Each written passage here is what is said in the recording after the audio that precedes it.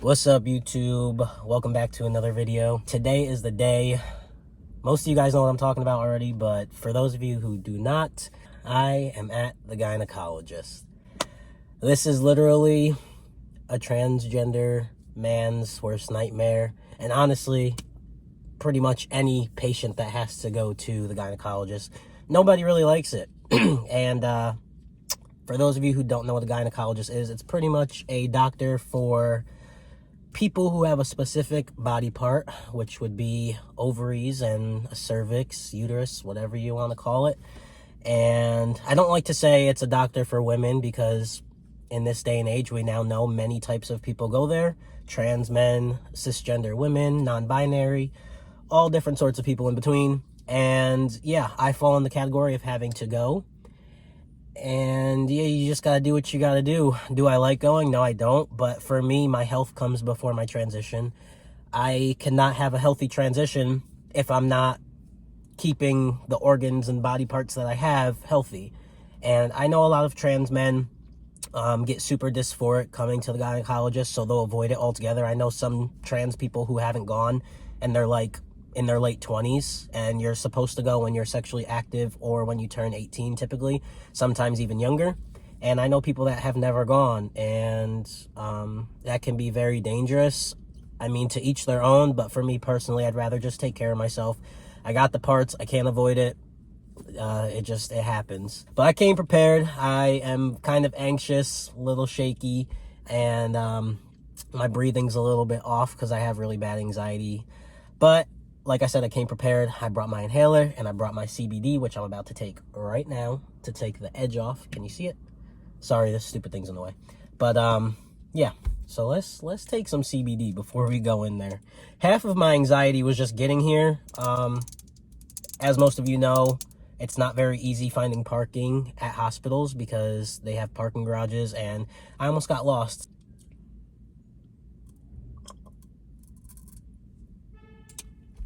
Don't mind me. All right, hopefully that takes the edge off. The reason, so I'm actually, this is my first time coming to this gynecologist. Another reason why I'm a little anxious. I was actually referred here by my endocrinologist because they told me that there's a trans-friendly gyno here, which is very nice because I don't really like going to gynos that don't know a lot about transgender people because our anatomy looks a little different than your typical cisgender females would because they primarily see cisgender females. So yeah, when trans men are on hormones, their anatomy and stuff like that shapeshift into different body parts a little bit. So for a gynecologist that's not familiar with that, it's just a little more awkward because they're like, whoa, what's that? The worst part about it, I would say, for me, not only is it the experience in itself, but sitting in the waiting room. It's extremely awkward. I'm hoping because this is a trans-friendly environment that there may be other trans people. Highly doubt it, but we'll see. So I'm going to go ahead in now, and I'm going to try and film as much as I can. I'm probably not going to, like, film as much as, like, when the doctor's in there just because of privacy reasons, and I know some people are skeptical.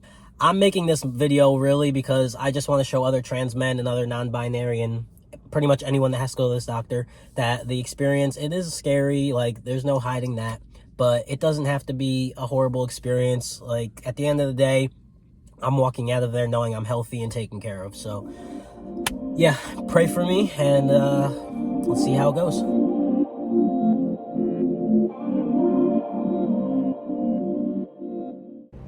All right, guys, we made it in the back room. Got my gown.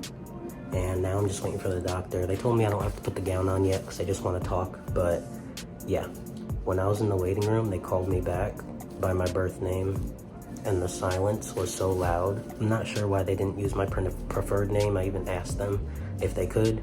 So that was kind of awkward, but yeah, hopefully the rest of this goes well.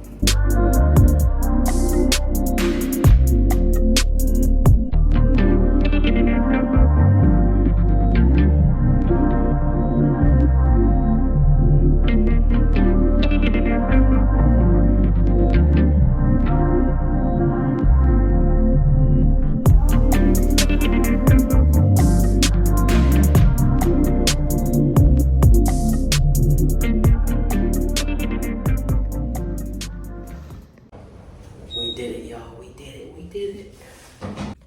Alright, guys, we did it. I'm alive. I made it. But there's a couple things. So, as for that doctor, I give it an 8 out of 10. We'll start with the cons first. So, first and foremost, when I was checking in, right before I went to go sit down, I was like, do they have my preferred name in there as Kyle? And she was like, yeah, they should call you by that when they call you back. So I'm sitting in the waiting room. Luckily, there were a couple fathers in there watching their kids, so it was diverse like I wanted. When they called me back, though, they called me by my birth name, guys. Like, the awkward silence in the air was just so loud. Like, I didn't look up, I didn't look to the side, I didn't see if anyone had a reaction. I just kept my head down and proceeded to walk in the back. And I could tell the woman that called me back, I was walking up to her, and she was, at first, she had a kind of confused look on her face, like, sir, why are you walking up to me? But then she caught on really, really quickly. And yeah, so that part was a little awkward. That is one thing that doctors need to work on, is when you have a preferred name on your patient's clipboard or whatever the information is, you gotta pay attention to if there's a preferred name, because that to me is the most awkward when I go to doctor's visits, when they don't realize that I have a preferred name and to not call me by my birth name. When I went into the back room, the doctor, first the assistant came in and she just asked me a few questions, and that went fine. They were very, very, very gender affirming. They were asking me lots of questions about like sexuality preference, and just, they were being very inclusive. Any other doctor I go to that doesn't like specifically work with trans people, they're not very friendly in the sense of like listing all types of sexualities and all types of genders. They're very like straight, cisgender, that's it. There's no other type of people to them. But at this one, they were very, very inclusive. They were asking like preference and like what I want to go by, what pronouns I like and prefer, and all that kind of stuff. So that I really, really loved. But then when they were going to start the visit, I didn't realize, so first the doctor came in, but then the assistant came in, and then a third lady came in. I'm like, hold up, why do we need 3 women in here at the same time looking at my stuff? Like, I'm confused. The only person in here should be the doctor. Why do we need 3 people looking at me? Like, that was just so awkward. I was still fine overall. My thing when I have anxiety is I get so worked up before that by the time the visit happens, I'm like chilling. So I think the CBD helped as well. But it's just like, why did they need 3 doctors in there looking at me? And they were all down there like looking. And I was like, bro. But for the visit itself, it did hurt kind of bad, but it was all of like 5 seconds. She made sure to like go in and out, do what she needed to do. She talked about random things to like take my mind off of what was actually happening, which was cool. And then, yeah, it was done and over with. Aside from that, I did ask her, my main question was like, so how does it work when someone no longer has a period? Because I haven't had a period in over 5 years. Not even spotting, no cramping, none of that stuff. So I haven't had a period, meaning my eggs are not working. Nothing is actively working like it would for a typical cisgender woman's.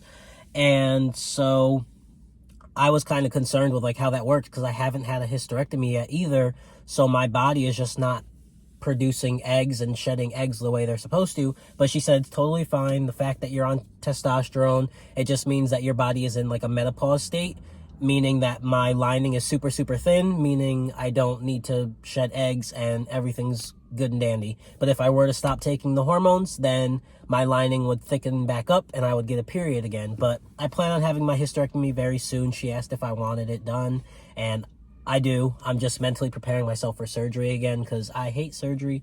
I've only ever had one surgery, which was obviously my top surgery.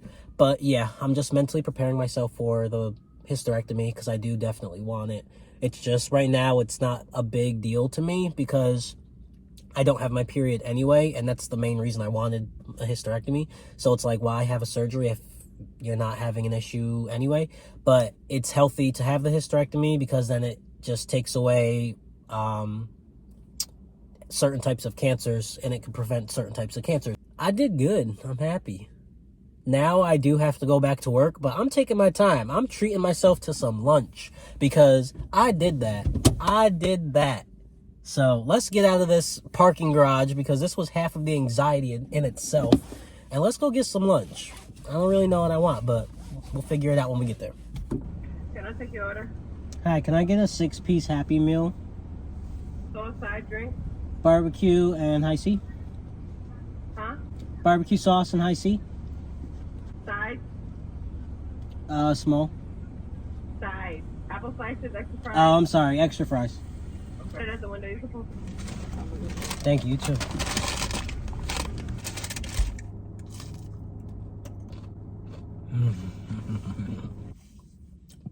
Alright, y'all. We're going to wrap this video up, but I guess today's moral of the story is, yes, I'm transgender, female to male, and I'm fully aware that I'm transgender. I know I'm not a cisgender male, which is why I still have to go to the gynecologist. It is what it is. It's part of who I am, and it's part of an experience that I have to go through in life, and a lot of other people do as well. And to my trans brothers and non-binary and anyone else who doesn't really like going to the gyno, you just got to do what you got to do. Like, your health is so much more important than just a few seconds of discomfort. There's things that suck about it, and then there's things that aren't that bad about it. And as long as you find a gender-friendly doctor, it's really not that bad. I'm a little sore, not gonna lie, but it'll go away in like literally 5 minutes from now. I hope you guys enjoyed this video. If you did, please make sure to like, comment, subscribe, turn on the post notifications because I always post every single week, once, usually, sometimes twice a week. I'll catch you guys in the next one. Peace.